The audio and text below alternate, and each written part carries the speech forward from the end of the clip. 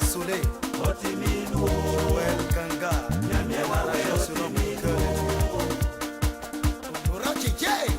Otiminu tema mizomani Otiminu Otiminu tema enedi Otiminu tema mizomani Otiminu Owule wakana si moja guli wakana Owule wakana si moja guli wakana Otiminu tema mizomani Otiminu Otiminu tema enedi monyeti Otiminu tema mizomani Otiminu Otiminu Nyamie wawe Otiminu Nana nyamie wawe Otiminu Otiminu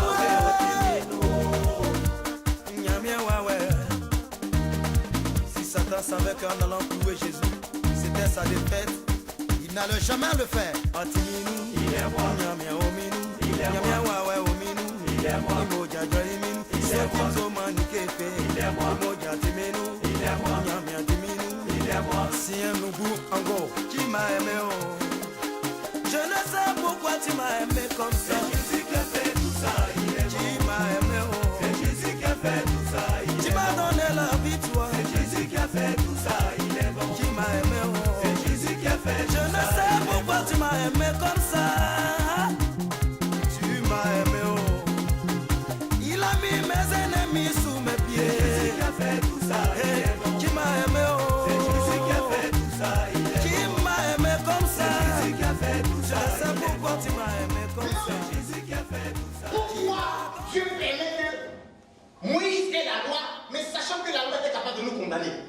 Amen. Parce que la loi te dit, si tu pêches, tu meurs. Amen. La loi te condamne. Par contre, la loi ne t'accorde pas une puissance ou une grâce pour sortir de cette situation.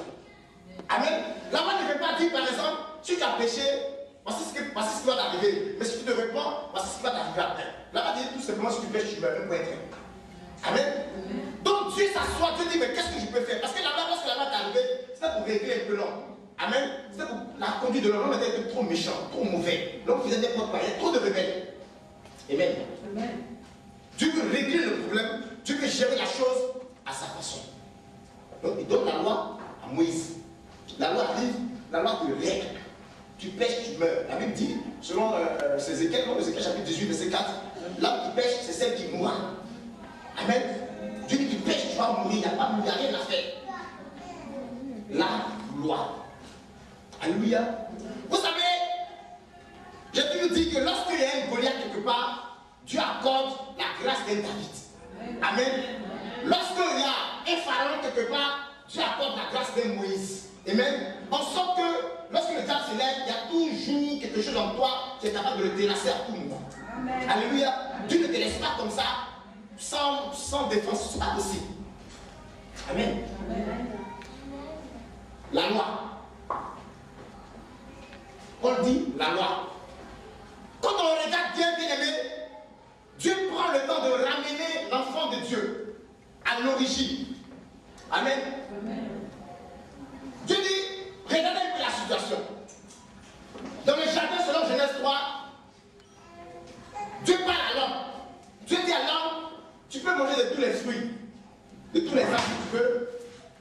Mais par contre, tu ne toucheras pas à l'arbre de la connaissance du bien et du mal. Tu ne toucheras pas, tu ne mangeras pas le fruit. Amen. C'était une loi, c'était un commandement. Amen. Ça veut dire juste une loi. Et ce jour-là, la femme se présente devant l'arbre. Amen. Amen. La Bible dit que le fruit était beau, agréable à la vue. Quand tu le regardes, il donne envie de manger en fait. Hein? Voilà, il est très, très élégant tout. Ce jour-là, la femme dans le jardin avait le choix entre deux hommes.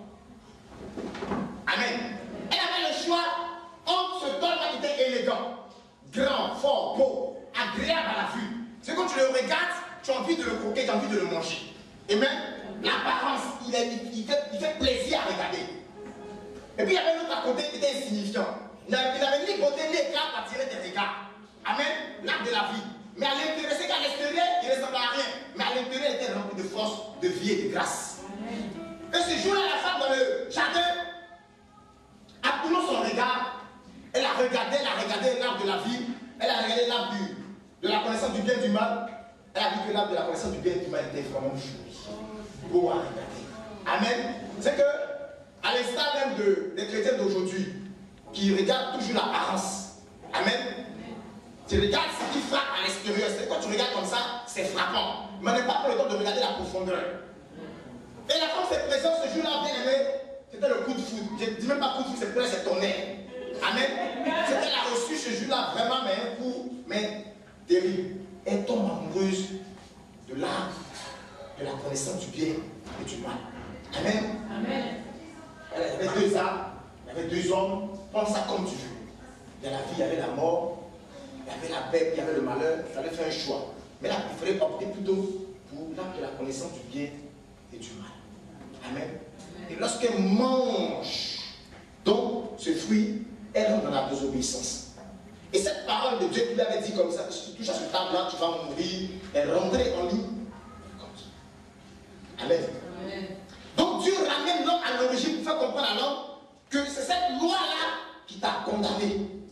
Le fait que Dieu dise comme ça, ne touche pas à ce fruit, c'est ce qui t'a condamné. Remarquez une chose. Vous avez certainement vu avec moi souvent des enseignes comme ça où c'est marqué dessus, attention, peinture fraîche, ne touchez pas. Alléluia.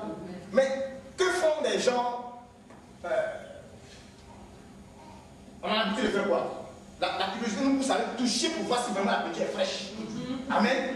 On peut voir, je dis si c'est vraiment la peinture est fraîche, le gars est quand même touché. Alléluia. Et c'est la nature pécheresse, la nature, la seconde nature qui est comme ça.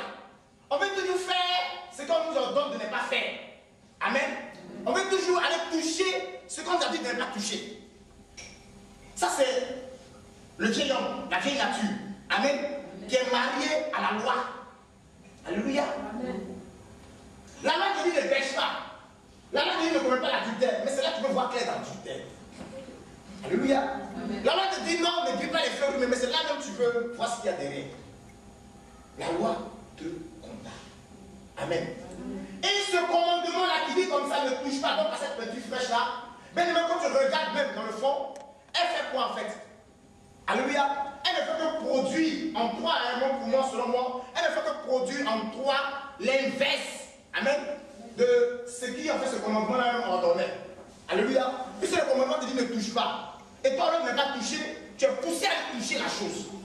Amen. C'est parce qu'on a dit ne touche pas que tu allais toucher. Si on avait laissé comme ça, tu serais passé même sans fermentation. Gloire à Jésus. Tu n'as pas dit Amen. Alléluia. Et c'est pour ça que Paul dit, si la loi n'avait pas dit de ne pas pécher, de ne pas convoiter, je n'aurais pas commis la convoitise. Amen. Paul continue, quand il prend la partie plus bas, verset 14, Paul dit, mais que ferons-nous donc? Ou bien, en effet, il continue, il dit, en effet, la loi est spirituelle, mais moi je suis charnel, vendu au péché. Alléluia. Car je ne sais pas ce que je fais. Je ne fais point ce que je veux et je fais ce que je hais.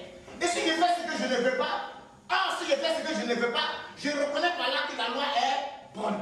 En effet, ce n'est plus moi qui le fais, mais c'est le péché qui habite en moi qui le fait. Amen. C'est le péché qui habite en moi qui le fait. Je reconnais une chose, c'est qu'en moi, il n'y a rien de bon. Alléluia. Amen. Paul dit que c'est le péché qui habite en moi qui le fait. Je reconnais par là que la loi donc est bonne. Amen.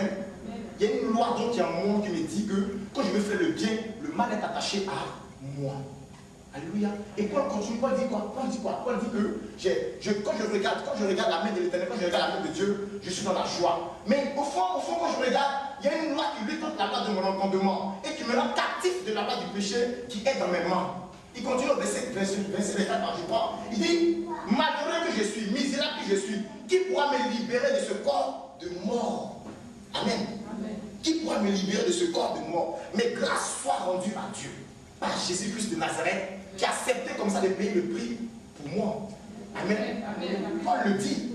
Il dit grâce soit rendue à Dieu. Il dit, je ne fais pas le bien que j'ai envie de faire. Et je fais ce que je n'ai pas envie de faire. Je fais le mal que je ne veux pas. Je ne sais pas ce que je fais.